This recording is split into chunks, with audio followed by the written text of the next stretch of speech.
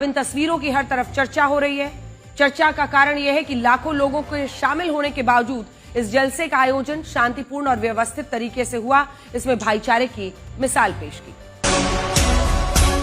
और ये जलसा हरियाणा के उसी मेवात में हुआ जहां आज से 99 साल पहले इस इस्लामिक संगठन की नींव रखी गई थी।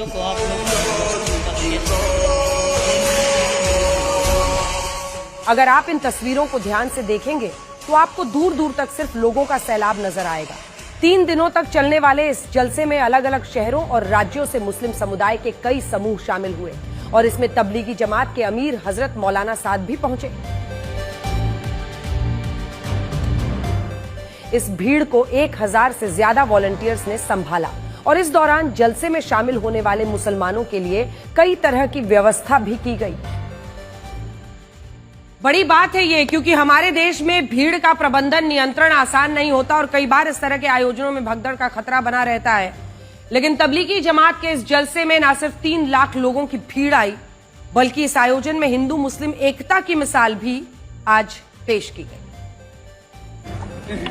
ये भाई मोहब्बत की चाय। और इसके लिए इस जलसे में एक टी स्टॉल लगाया गया जिसका नाम था मोहब्बत की चाय, जबकि राजेश गर्ग नाम के एक स्थानीय व्यापारी ने वेज बिरयानी का एक स्टॉल लगाया और इस स्टॉल के जरिए हिंदू मुस्लिम एकता की मिसाल पेश की।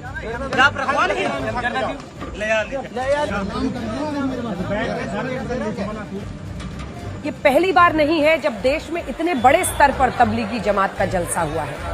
जब तबलीगी जमात की नींव रखी गई थी तब इसका उद्देश्य था एक ऐसा समूह बनाना जो सच्चा मुसलमान बनने का संदेश दे और उन मुसलमानों को असली इस्लाम की ओर लौटाए जो सही आचरण से दूर हो गए थे। उनका नारा था, ए मुसलमानों सच्चे मुसलमान बनो। ब्रिटिश भारत में यह इस्लामिक आंदोलन तेजी से फैला। साल 1941 में जब इसका पहला जलसा हुआ तब इसमें 25,000 लोग शामिल हुए थे। हालांकि विभाजन के बाद तबलीगी जमात भारत, पाकिस्तान और आज के बांग्लादेश में बंट गया और इसके बाद धीरे धीरे इसने 150 देशों में अपनी जड़ें जमा ली।